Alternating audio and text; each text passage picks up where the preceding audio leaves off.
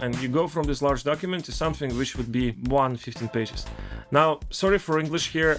That was originally in Russian. I auto-translated some of the blocks, so I will stipulate on that. So, concept is effectively no bullshit document. It's your first no bullshit document. You need to build down, like to start working on something which is not set in stone at this. It's not set in stone at this point, but it's really a kind of definitive first approach that will be changing over time to get into something which is really set in stone. And the concept is something that you will be showing to other people, and it's a high-level document which is effectively is squeezed down from a lot of other documents you have internally in production for a couple of reasons. Because mostly people you would be talking externally and new members of the team, again, they would not want to read all of the stuff that you have internally in production.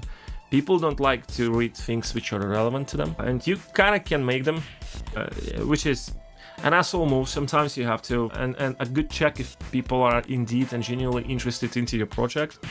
And I've been doing that, but you still need to preserve this pipeline when you have a general concept which allows everyone to read these 10 pages and understand what this whole gig is about, right? In the concept, depending from the style, goes also in a bunch of categories. Now, there is also the general thesis. It should be substantial for people to read through this for what it is, read basic gameplay explanation, which will identify your key 3 to 4 features and the stuff that you want to do in a priority in a game.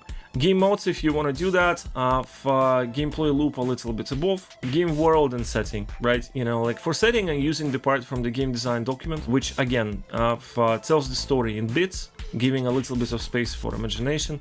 And then we're going to very specific data after like the bosses and characters and skills and recurrent elements that we're gonna have there. And like when you do the concept as well, a lot of potential publishers or partners or people who would look at this, they will presume that those key elements are like 100% in the game. So that's when you, at the later stages, when this is reiterated number of times, it should be that.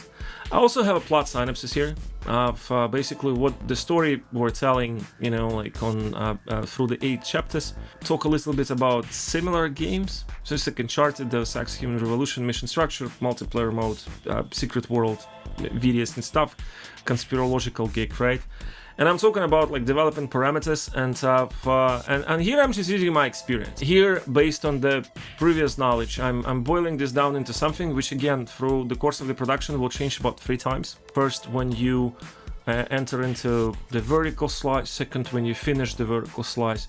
The third one, when you finalize the parameters of the development based on your available resources, partnerships, and your potential route to the market. So it will change. But I need to have this first initial estimation. And I'm basically saying the terms of development, 26 months plus 6 months separate vertical slice SKU. I'm not lying to my partners. I'm saying that pre-production results probably are not the part of the major cycle of development. It really influences on the team composition. Gonna be on the timeline at different parts of the development. Gonna be from 10 to 50 people.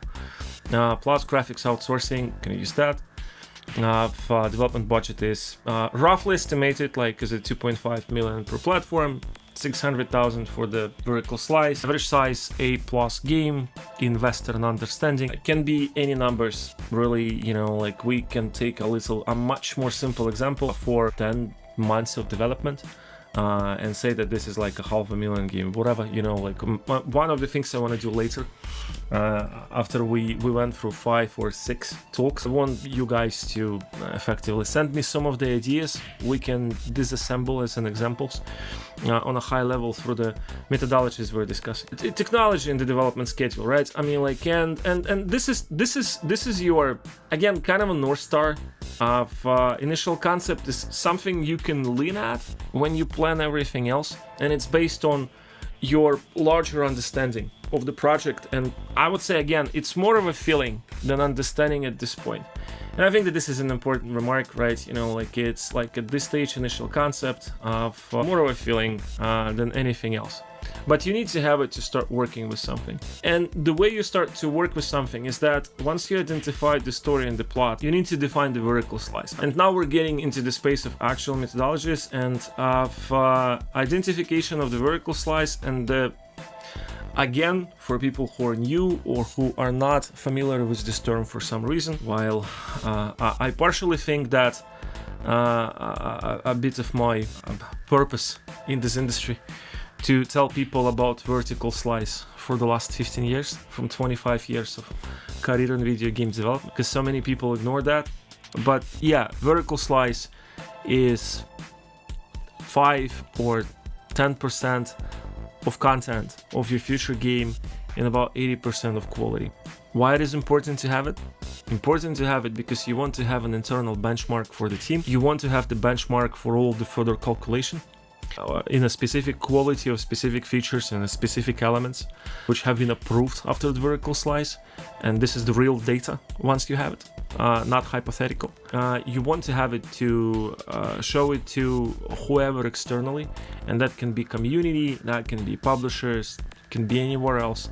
And you can basically say that, look, this is pretty much how it's gonna be. In 2 years, a little bit better, probably, but this is how it's gonna be from the point of view of gameplay and graphic fidelity and the story, if you have one, and a game loop. But it's gonna be 10-20 times bigger.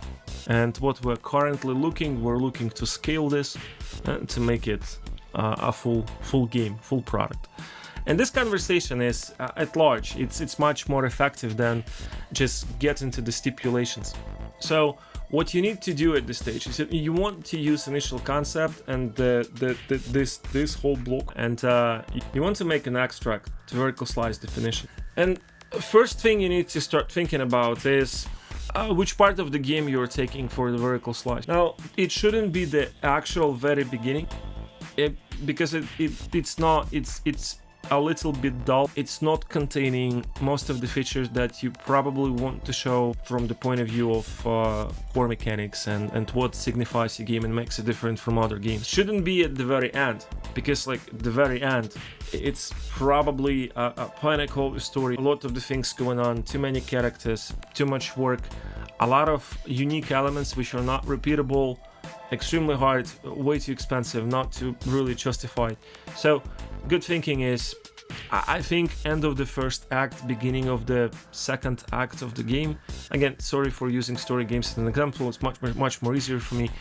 If this is a gameplay based game, like a pure gameplay, no story, just pure raw gameplay fun, you want to take an element where you are showing the existence of the overall and full core loop of the gameplay. So I've been making this example before. If you are building an RPG, you want to actually tackle this a little bit differently as well. You want to take a room, or maybe generated location.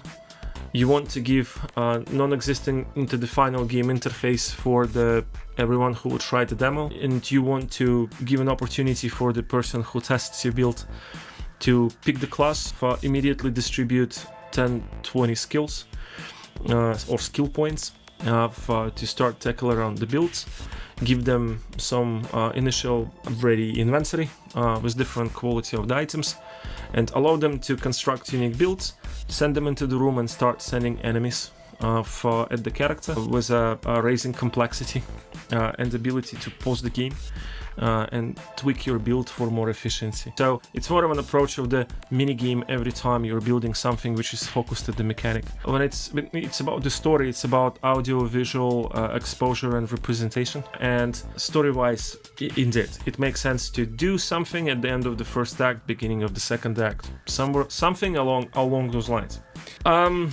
I'm taking an example of the document I did for the vertical slice definition from another game, but it's not really important what's written there, right? I mean, like, it's more important to show how it's structured. So it's structured basically like a director's and for camera script sometimes for the movies functionally. So you you try to write functional text. You mark text differently. If you write about the cutscenes and you show cutscenes as a different type of the entity because they would use the different type of pipeline. It's a content-heavy game. The game from back in the day, from 2015, is a third-person adventure shooter thing, which is a heavy story element. And again, you're making this functional. So to explain and to elaborate on this a little bit, you describe the whole playing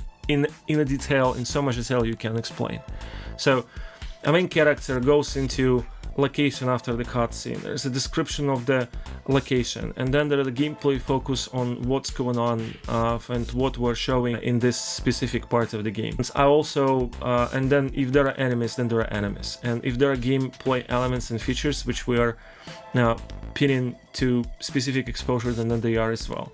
And I always try to make these little maps for the future level design, because they're not final, but they pretty much represent of what we're showing over here. And then I have an additional text for the specific walkthrough, which effectively explains what character and what player does in every minute.